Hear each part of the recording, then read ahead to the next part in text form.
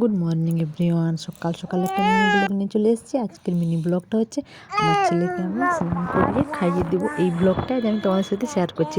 রোদে তেল মাখতেও ভীষণ পছন্দ করি। এখন ঠান্ডার দিন, তার জন্য রোদে তেল মাখলে অনেক আরাম লাগে, সেই জন্য রোদে ওকে তেল মাখিয়ে দিচ্ছি। হ্যাঁ, আর ওই যে মুখে আওয়াজ করে ভঙ্গাড়ি, এটা আমরা আমাদের ভাষায় ভঙ্গাড়ি বলি।